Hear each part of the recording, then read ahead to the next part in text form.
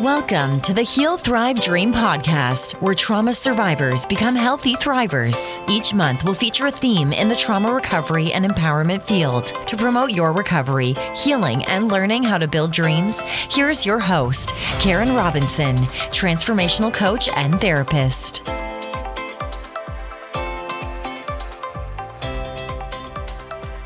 Hi there. Welcome back to the Heal, Thrive, Dream podcast.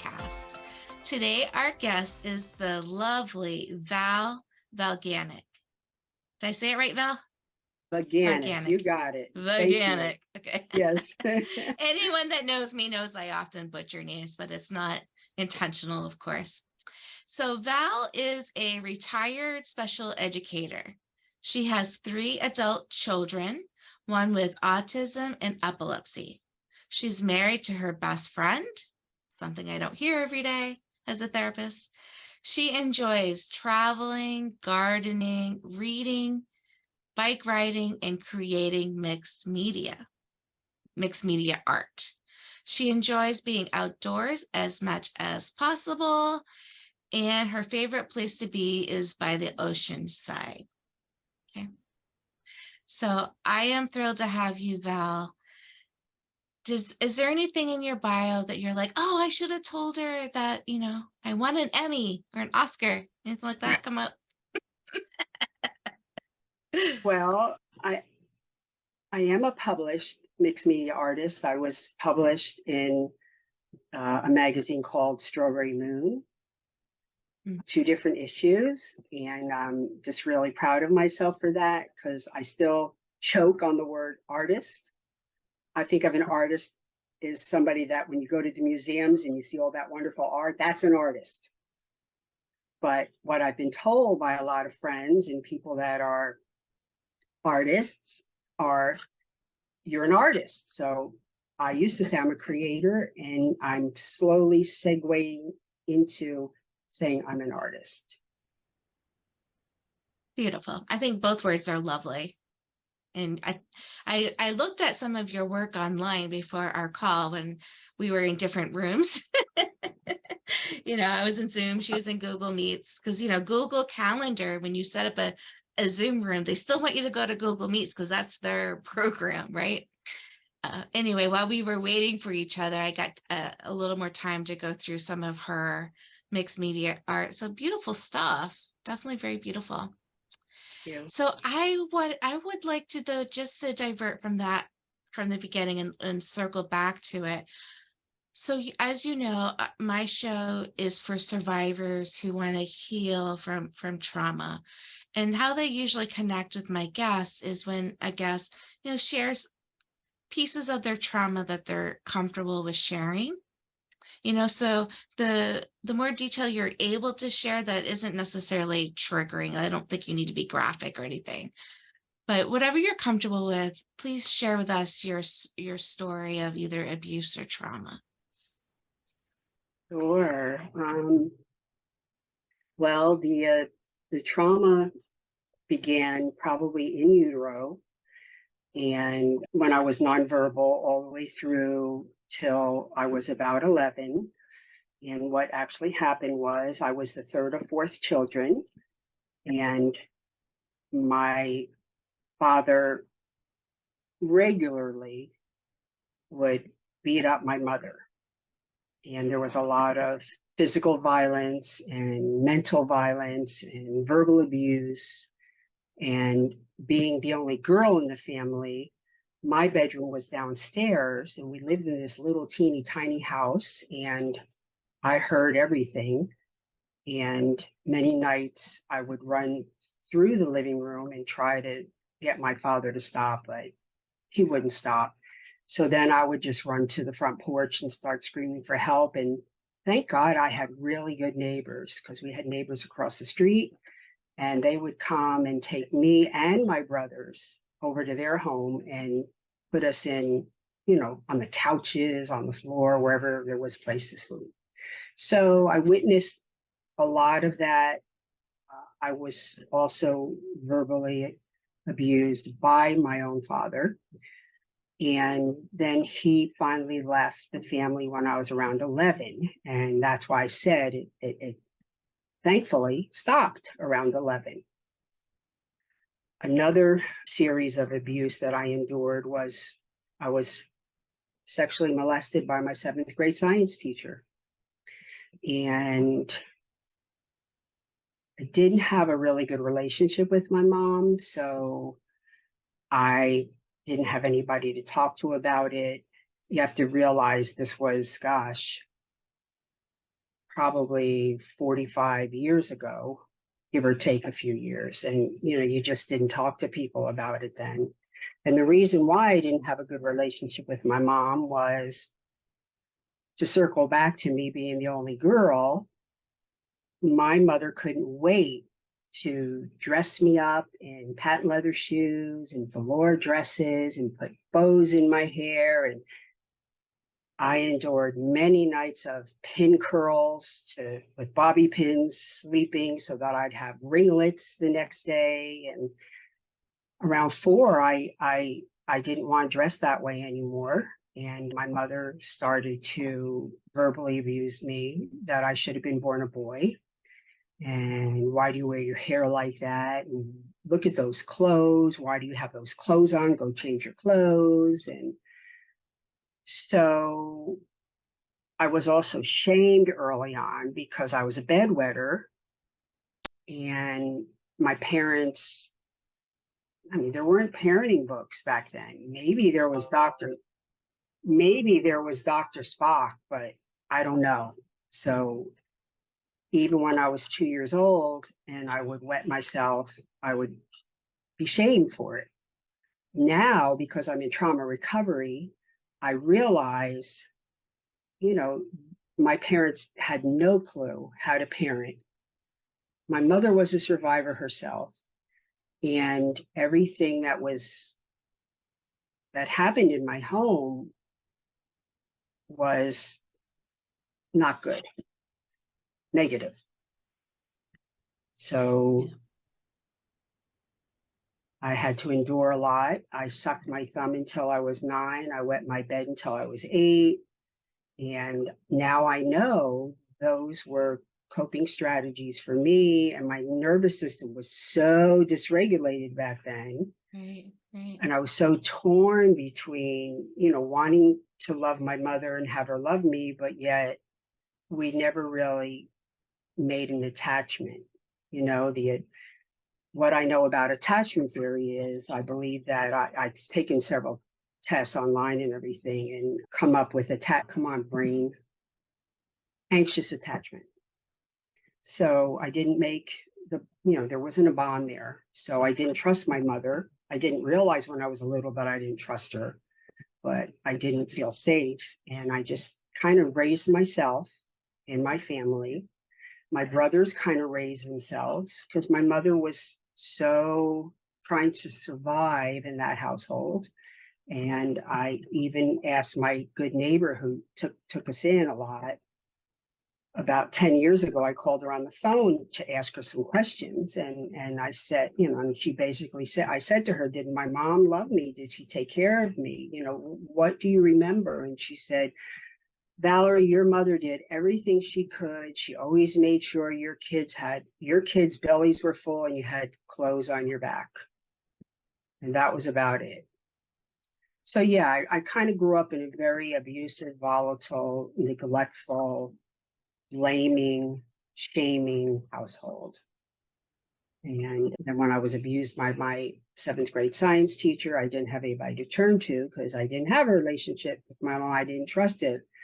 I felt if I let her know what was going on, I would be blamed and shamed and all. So I just never talked to her about any of that.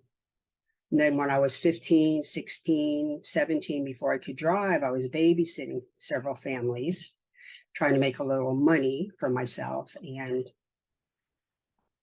2 different fathers of the families that I was babysitting molested me. And me not having any kind of moral upbringing, any kind of values, I was never taught right from wrong. I just was looking for love. So I guess I just kind of went along with it because I was a teenager and I was looking for love. So looking for love in all the wrong places. You know that song? Yes, I Anyway. do. Might have been my So anthem at Once Upon a Time. yeah. And I didn't ever get any counseling until I was well into my 20s. And then I married a man that I thought I fell in love with. And before we even got married, I had a lot of red flags, but I chose to ignore them because I What thought, were those? well, What were those flags? he was trying to control me, telling me how I can spend my own money and how I couldn't. I signed up to do some kind of weekend workshop back in the early 80s. And when we weren't married yet, we were living together. When I went home and told him about it, he berated me that I had no business signing up for anything and spending that kind of money on anything without asking him first. And because I had no sense of self, no self-worth, no self-esteem, I bought into it, hook, line, and sinker. And he told me, I'll never be able to trust you. I won't be able to trust you with money. Maybe we should not even get married. And, just became very mentally and verbally abusive towards me. The mental part was he knew how to push my buttons, and we would get into a fight. And do you remember the old toy? It was like a big cube and you wound it. It was like a Jack in the Box. You wound it, and the Jack in the Box popped out. Yep. Well, he was really good at doing that to me. He knew what buttons to push. He knew how to behave towards me. I would try to stay calm. I would try to stay rational. And then I would just blow. And that Then was you before. yeah. Then you look like the bad guy, or you look like the crazy one. Oh, yes. The other thing was anytime there was anything that this was before marriage, before and during marriage, anytime I wanted to talk to him about something I was unhappy about that he was either doing or not doing, bringing up something to talk about, it always came back and it was my fault. Like he would take what I was saying, turn it around, and throw it back in my face, make me, I would believe that I was wrong and that I was making him be the victim. So there was a lot in the marriage that was not good.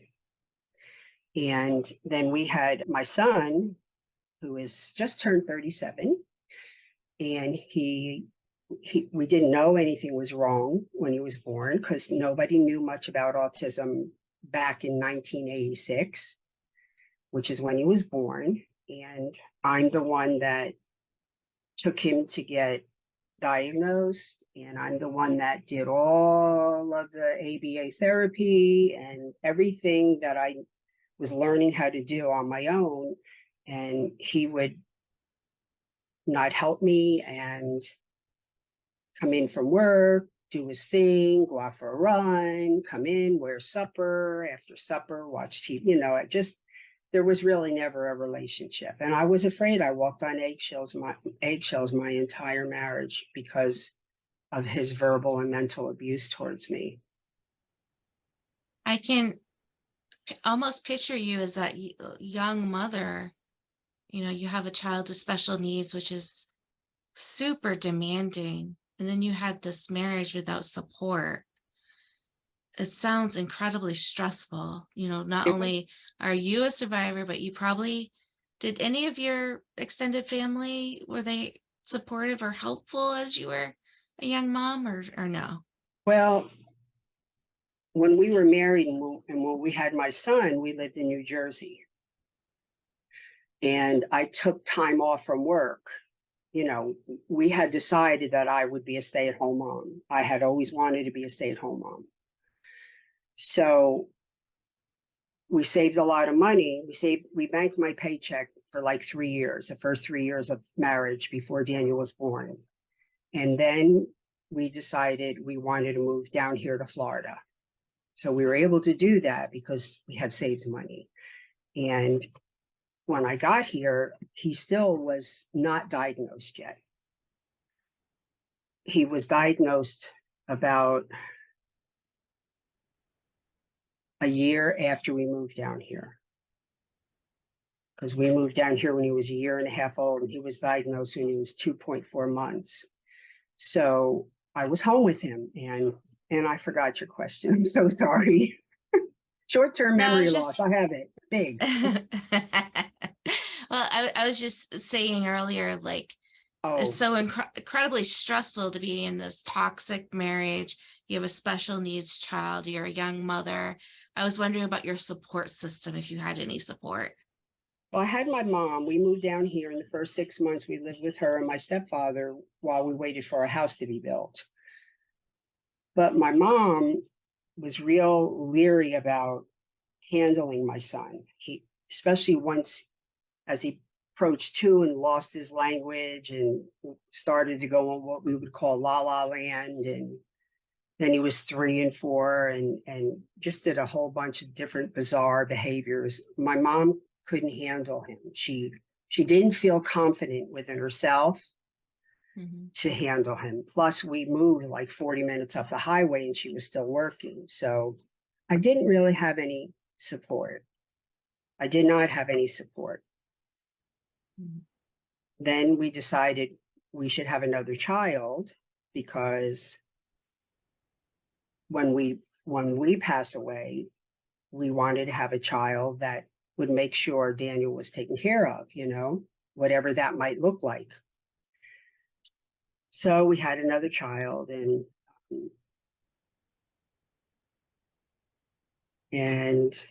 it got worse because there's 2 kids in the house now, and she was very demanding. It turns out that my former husband has very high anxiety and OCD, and I didn't see it when I was living with him. I was too close, it was like a trauma bond. It was too close. And she became very anxious and had OCD. So now I was dealing with both. And then I was on birth control and I got pregnant with my third child.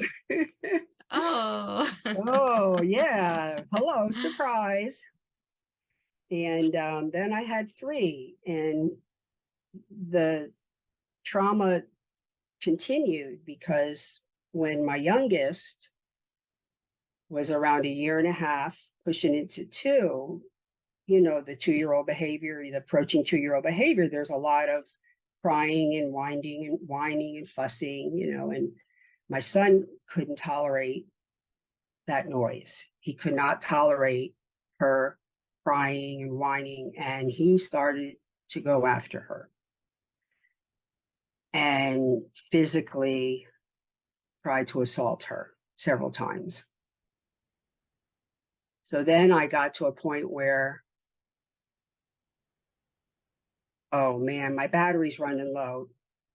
I have to go run and get my plug. I'm so sorry. You want to pause it? It's okay. So there came a time where when I was home during the day with my children, if Chelsea started to fuss, whoever I was closest to, I would go to. In other words, if I was closer to Chelsea, I'd scoop her up my arms and grab my toddler, and we'd go into my bedroom and lock the door because my son, who was 6 at the time or 7, would just bang on my door, and then he'd leave and he would tear up the house in his anger at his dysregulation over her crying and him not being able to get to her. And I mean, tear up the house, break screens, break windows, throw things. But if I was closer to him, then I would tell my 4-year-old to take my 2-year-old into mommy's room and close it and lock the door. And mommy will calm their brother down, and I will come get them when it was okay for them to come out. And then I would have to physically lay my son on the floor and lay on top of him and put my arms over his arms and put my legs over his legs, keep my head out of the way, because he would try to lift his head up and headbutt me, or he'd try to kick me in the back with his legs. So I learned to be pro at laying on top of my son to keep him down. And you didn't have So training to how to do this for his safety and your safety, right? There's no none training at for you. all. No, Yeah. no, nothing. There wasn't anything like that. When he actually started school, autism was considered a low incidence population. And, anyway, so I had all of that to deal with for several years. There were How did you times, cope? how did I cope? I don't Did know you how I drink? coped. Did you I would, drink, do I, drugs, nope, overeat? What did you nope, do? nope. The interesting was that I got Crohn's disease Oh, you got sick. after my second child was born. So I never gained weight because I was always running to the bathroom. And then I didn't do drugs because I was afraid to do drugs. And I didn't drink because I had a lot of allergies, and I just didn't want to drink because I was afraid I might be allergic. And now I look back on it and I think, man, if I was able to drink, I'd probably be an alcoholic. Probably, yeah, But anyway, probably. I just dealt with it. I just did the best I could. And luckily, when she was around 3, I belonged to a church, and we had what was called a mom's share group. We would meet weekly in the parlor and talk and everything. And those women, they just really blessed me because they decided amongst themselves to set up a schedule so that when school was out, because by then my littlest one was in kindergarten, when school was out, somebody would come to my house from the minute we got home from school until my former husband came home from work, so that there was always extra hands in the house. Wow, Yeah, that's why I said I was that's amazing. really, really blessed by my friends. And yeah, and then Yeah.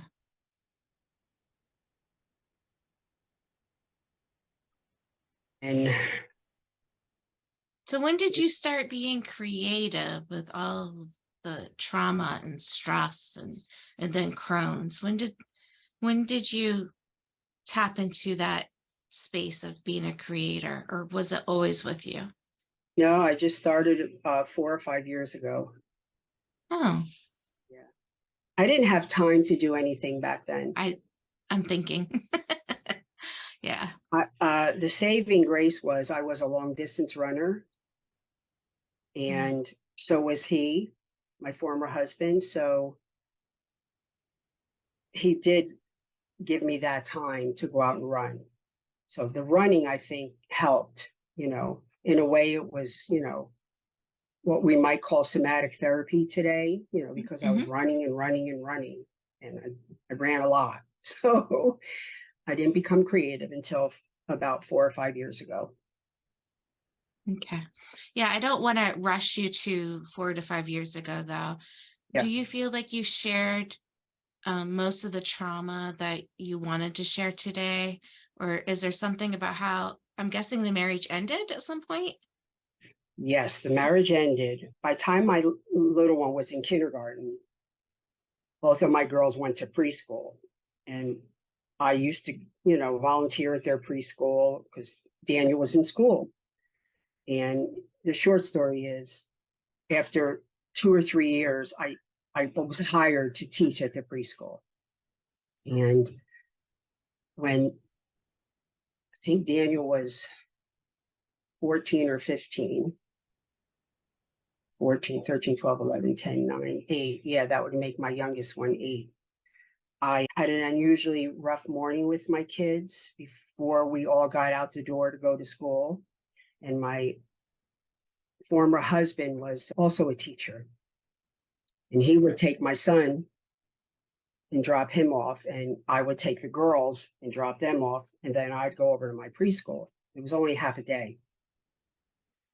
Had a particularly rough morning that morning, and when I got to school, my assistant found me curled up in fetal position in the bathroom. And they got me out the back door somehow, and the director took me to her house and called my therapist. She knew that I was in counseling. She also called our pastor. So my pastor came over to her house, and they got my therapist on the phone. And he basically said to me, "You are having a nervous breakdown, and you cannot go back to him anymore. Because if you go back to him again, what you're saying to him is, here I am, I can do this." And he told me some people, when they have a nervous breakdown, they lose everything. They lose their cognitive, they lose their brain, they lose their mind. And he said, you are there for your children. You want to be there for your children. They are your priority. But if you go back to him in the state that you're in, there's a good chance you will lose your mind and you won't come back. So I'm like, well, what am I supposed to do? I have a job at a Christian preschool that pays me pocket change, you know? Right. So somehow I wound up staying with a friend with my girls. They took me in with my girls, and I left my son with him to take care of. And that was in November. In December, my back went out. The transmission in my car broke. And it was getting close to Christmas, and I was still with a friend. And because my back was out and I couldn't drive, I didn't have a car to drive anymore. I asked her to go to the bank and get me out some money because I had to get my kids Christmas presents because Christmas was coming. And she came back from the bank and sat next to me on my bed and said, "You have $34 in your account." So I called the ex and I said, "What the hell? Where's the money? What are you doing?" He goes, "Well, you want to be on your own? Be on your own." He had taken all the money out of our checking and all the money out of our savings. So I was essentially homeless, carless, moneyless. So I had to find a lawyer. I found a lawyer, and my lawyer basically said, after talking to his lawyer, she said to me, "Your husband wants full custody of your children. He wants you to pay him child support. He wants you to move out of the marital home. And he is claiming that you are an unfit mother." So she said to me, "Our hearing is in March." This was in December. She said, "You have until March 8th to get a place to live for you and your kids. Get yourself a job, get yourself a car. Because when you go into court that day, you've got to be able to show the judge that you have a job, you can earn money, you have a car, and you have a place to take care of your children." So somehow I found out about a house to rent. I got him to give me money, and I moved the girls and me in there. He stayed with my son. Oh, that's the other thing. My lawyer told me that he was going to tell the judge that I had abandoned my son because I'm the one that left the marital home. I couldn't take Daniel with me because now I did get a job. I got a job in January. I got a job in the public school system. So I started working. One of my dear, dear friends knocked on the door one day in December. shaking keys and said, "You can have my dead uncle's car if you want. It's in my backyard." So I got a car, I got a job, I got a place to live, moved in there. I got my lawyer told me that it would be in my benefit if I had character witnesses. Well, I managed to secure 8 character witnesses. One was my best friend from back home, who also had 3 children. And she and her boys and husband, and me and my 3 kids and former husband, we would go to Myrtle Beach every summer together, rent a house together. So they got to see him in action. Mm-hmm. So she came all the way down to testify. And here's the kicker. I know you said not to get into too many details, but we're sitting out there on the bench, right? Me and my former husband are sitting out there on the bench. Our 2 lawyers walk away to talk. He looks down the bench at me and he says, "Please don't ask for the full amount of child support." Can you imagine? Yes, I I just can looked at actually. I just looked at him and a string of expletives came out of my mouth. So anyway, it turned out that in Florida, the ruling is somebody gets primary custody, somebody gets secondary custody. I was awarded primary custody because my witnesses spoke so highly of me. I had the head of the ESE department, special ed department of the whole county talk Wow. he had 1 person come for him. 1. So anyway, that's how the marriage ended. Lots of drama and extra stress, but you fortunately came out ahead. Like some I miracles did. happen along the way there, like getting a car, having all that support with friends. I mean, that could have been such a, Oh, I I mean, it was always really stressful, but still. I always felt like I had an angel, so an Hmm. angel protecting me, because there's been other times in my life where everything was going to go to hell and there was an angel somehow. My family never went to college, and I didn't think I was going to go to college, but I had a teacher in high school. She was 7 years older than me. Kind of took me under her wing and told me, "You're going to college." And I said to her, "My family doesn't go to college. My father didn't even graduate 8th grade, and my mother went to Catholic school." I said, "And we don't have money."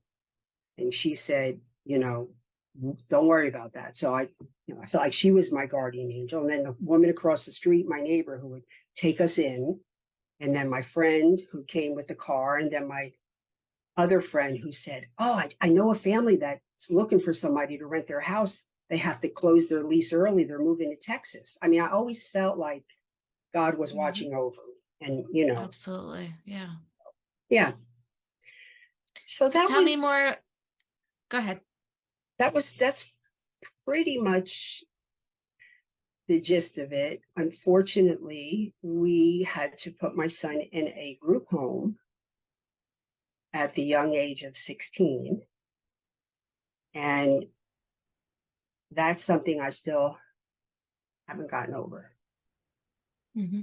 It's huge. It's huge. It probably felt like you couldn't win. I had a lot of therapy, lots and lots and lots of therapy, and I still can't get over that. I can't, for some reason, I don't know why. Like, he's my heart outside of my chest. My kids are like my life. They're the most important things. They always have been. So I still deal with that. But we see he lives in a group home like you and I live in. It just has full-time care. And we Mhm. see him, he's with us 3 days a week. He's with his father 3 days a week. So essentially he sleeps there and he spends 1 day a week there all day without seeing either family, which, Okay. it's good for him and good for us. Good. Okay, so tell me about your healing journey. What was the most helpful? It sounds like you had some therapy. What type of therapy were you getting? What difference did it make? Well, all of my therapy from when I was in my 20s all the way through until about 2 years ago was just cognitive behavior therapy, talk therapy. Hmm. More recently, I hooked up with a trauma recovery coach Hmm. and met with her online once a week for 12 weeks. And I went to therapy for 3 times locally. I found somebody that knew how to do and did with me. What's the rapid eye movement called? EMDR. Yeah, EMDR. I had 3 sessions of that. And then my mom was getting really sick, and I had to kind of move in with them. And then she died, and then I had to deal with the funeral because this is my stepfather, not my real father. My real father was out of my life from 11 years old on. But my mother married Pop, who I call Pop, when I was, I don't know, 14 or 15, 16, somewhere then. So anyway, they were both old. He's 94. And my mom died 2 years ago, a week shy of her 92nd birthday. So I kind of stopped going because I was trying to do all the funeral. And then after the funeral, I had to be the one that took care of all the volumes of paperwork that you have to do and get my father her social security, all of that. And so I really haven't been having trauma therapy like I wanted because I can't find a single trauma trained therapist in the area.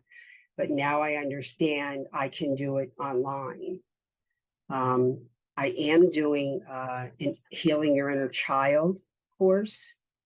Good. With a therapist that I became quite familiar with on Instagram. I couldn't afford her one-on-one, but I could afford to do the course on my own. And it's pretty deep and pretty intense. And I started that about 4 weeks ago. So I've done extensive bibliotherapy. I've read Pete Walker's CPTSD. I've read a lot of books. Body Keeps the Score, Internal Family Systems, anything I can get my hands on and read. But reading is good because it's here, but we all know that trauma lives in the body and we have to figure out how to get it out of the body. So I recently started a lot of somatic types of stuff, and that's helpful. So What was the first book that you were recommending? The first one I ever read was The Body Keeps the Score, by Bessel van der Kolk. And then I stumbled on Family Systems. No, CPTSD, From Thriving to Surviving. And that's by Pete Walker. And that's such a great it's written in layman's terms, such a great book for people like me that aren't going to therapy consistently, Another book that I'm actually physically working in right now is called How to Do the Work. And that's by Dr. Nicole LaPera. Yep, I'm reading that book too right now. Yeah, How to Do the Work. And I also have the workbook, How to Meet Yourself by her. And I'm actively working in that workbook as well. I don't have the workbook yet. How to Meet Yourself? How to Meet Yourself, yeah. And that's fantastic, that book. I mean, she speaks so well and she writes so well. And it's a great I like her too. Yeah. You see, you being on the show today and telling our audience about that workbook might be the one thing that really helps their healing. Yeah, I would definitely recommend How to Do the Work and How to Meet Yourself. And then the Complex Post-Traumatic Stress book by Pete Walker. He just explains it all, what trauma is. I mean, it's like for a beginner, and it's amazing. The amount of information in that book is amazing. And he went through trauma himself. And then he wrote this book. And it's just like Dr. Nicole Lapero, the How to Do the Work, How to Meet Yourself. She's a recovering trauma survivor, you know? So. Yeah, I think professionals who had that experience and then get on to get expertise is such a powerful combination of personal and professional, you know? So I really relate to that. Okay, so it sounds like you've done a lot of great work. I felt like you were going to mention Dr. Schwartz's work, Internal Family Yes. Systems. What did you think of that? That one's harder for me. Yeah, the one that I'm The reading, parts work. Dick Schwartz, is, I think it's called No Bad Parts. Yeah, Isn't I read that the that one. title? Mhm. Yeah, that's hard for me because of the different labels Yeah, me too. of selves, you know, and I have my short-term memory has been severely impacted by my trauma. I've actually had an MRI done of my brain and had it told to me different parts of my brain have shrunk. My amygdala, well, humongous. It's not this big, but you know. And I really struggle with short-term memory. My girls are both in their 30s now, and they were very concerned and let my partner know that they were very concerned with my lack of memory. And that's what pushed me to I went to a neuropsychologist and had a 6-hour assessment. I thought I was getting dementia. And that's where I got my CPTSD diagnosis. Mm-hmm. And that's when I started doing all my work with reading and trying to find a therapist and all of that. So, but I can't remember Dick's terminology long enough unless I just have to write it all down, and I still can't take, what am I right now? What am I feeling? What's part of me? So yeah, I kind of put that book aside for a little while. Well, just to reassure you maybe a little bit, like I've been studying, researching, and practicing trauma recovery for 24 years.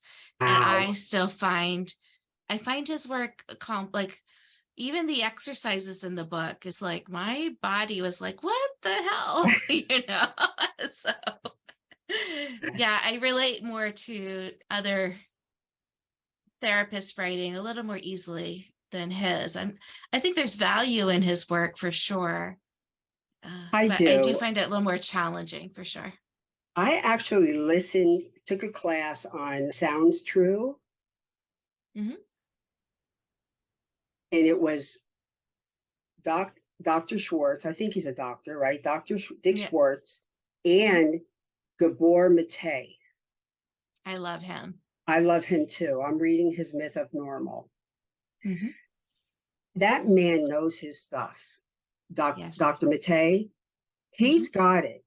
I mean, I've listened to so many of his different podcasts that he's been a guest on. If only our medical field, our doctors would listen to this man. I know. You know, but you know, then they wouldn't be rich anymore because they wouldn't, and the pharmaceutical companies wouldn't be loaded because we wouldn't keep going to doctors and we wouldn't keep taking pills, you know? So anyway, just shut up, Val. No, it's a good point for real. The reason I like him so much too, I feel like he's such a transparent, like he owns his faults as a man, his testosterone. He'll talk about when he's been a shitty husband or father, and you know, he's just so vulnerable. I love that. I think that really resonates with people, that he's so honest and he wants to be better. And even his personal story of trauma is really, really impactful. Yeah, I love him. I really do. And he shares it so openly and willingly, but he knows what to do about it, you know? Like, I want to live in his brain for a few months. I do, so that I know what to do. Because I think your brain's pretty powerful already, Val. I just want to heal. I want to heal in the worst way because I'm in a really good relationship now. we have our issues, but we both know about attachment theory, and we're actually taking a relationship course right now with Jordan Dan. I don't know if you follow Jordan Dan on Instagram. Mm-mm. Amazing, amazing psychotherapist. Jordan, and then her last name is Dan, D-A-N-N. And we're taking a relationship course with her, and I am blown away. So anyway. That's awesome. You're very resourceful. I hope you probably know. And you're like, well, I didn't have a choice in certain times in your life. You had no choice but to be resourceful, but it's still benefiting you. Now, I do some crafting and art journaling, mixed media, not as much as you do, but have you found that to be helpful at all in your healing journey? If so, tell us about that. Yes, it has helped me. I believe timing is everything. Mm-hmm. Some people believe in the karmic wheel, and other people believe in fate. We all have our beliefs, and I believe timing is everything. And I feel like I was part of one live class and 2 online classes with the same art instructor. She did a course called Lost and Found, and it covered how to get your grief out through your art, and it was right after my mother died. Mm-hmm. Okay. And then 6 or 8 months later, she had another course called A Holding Space. And that was teaching you as the customer, the artist taking the class, how to express your innermost. Because when I first started to create, I didn't know a thing about art. I mean, I can only draw a stick person, I just, you hear about family systems where everybody has a role to play in the family. And I was the athlete in our family. My baby brother is the artist. My next brother up is the musician. And my oldest brother is the genius. So we all kind of played those roles our whole lives. And I didn't think I could do a darn thing in the art world. But that's not true. We're all creative. We just have to learn to let the creativity flow out. So yes, I did an entire mixed media art journal on the pain that I was caused by my mother and my family as a very, very, very young child. And at first I was just cutting out stuff. When I first started creating, I'd look on Instagram and I'd, just do anything. But I got to a point in my life there after I took some of Colleen's classes. She was the artist I was talking about, the instructor, where I wanted my art to be cathartic. I wanted to take what was in my body, in my mind, in my heart, in my psyche, and I wanted to get it out. Mm-hmm. And I learned how to do that. That's awesome. I have 2 or 3 big mixed media journals that I've created that have been extremely cathartic and extremely healing. And now I'm in the midst of making another one. If you're up to this, and of course you don't have to, if you're up to taking a couple of snapshots of your favorite pages, I can put that in I will be blogging about our episode today. I can add some of those pictures so people can see. If you think you'd want to do that, of course, that's not my expectation. I think it'd be helpful for people to see. It is. I mean, I post my stuff on Instagram, Mm-hmm. and I have said, if this is not for you, unfollow me. I don't care. I'm not on Instagram for followers. I'm on Instagram to post my work, and I've made a lot of great friends. I mean, I've been out to California and I've met 2 or 3 gals that live out there. I've been up to Pennsylvania and I met a couple of girls up there. I mean, Instagram has really helped me with friendships That's and art. awesome. Because I don't, That's when you have trauma, you don't really know how to relate to people out in the world. At least I never did. I'm very introverted, and I don't know how to do small talk, and I've missed so much of life. Raising my son, I lost an entire decade in music. We were never able to go on vacations because my son could not manage a vacation. We lost a lot, our family, because of my son's autism. And in fact, I was just talking to my partner the other night, and I said to her, when I was so traumatized as a young child and in middle school, I didn't pay attention to history. I didn't pay attention to geography.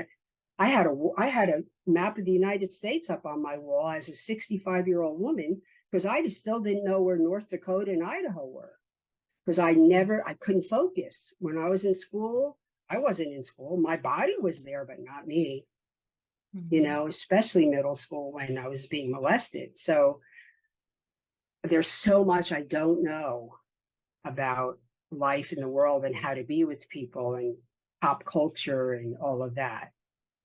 Because I focus on my art, I focus outside in my gardens, and I have a partner, and we do a lot of things together, and I go see my daughters, and I have my son. That's my life. Gardening, art, bicycling, my family. Yeah. And I have girlfriends. We do fun things. I have a lot of fun things to do. So anyway, I feel like I'm rambling. No, it sounds like Instagram too has been an outlet for you to make friends. So that's kind of cool. Big one. I met a girl who lives right down the street from me, 20 minutes away. And we get together every 5 or 6 weeks together physically, live, and do art together. It's been amazing. I have one more question for you before we wrap up, because I think we probably went over time. How has spirituality factored into your healing?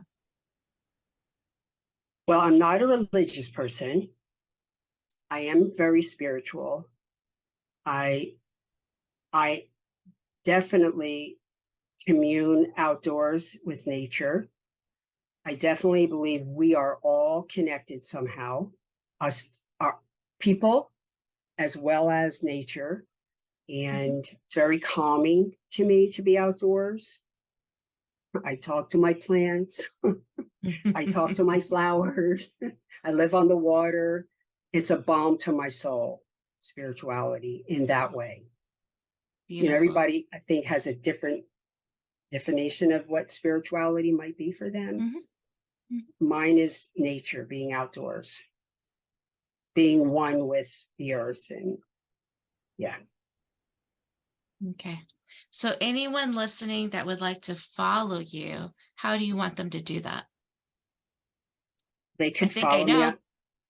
They can follow me on Instagram. They can direct message me on Instagram. I think you might have my email. They can email me. Doesn't matter.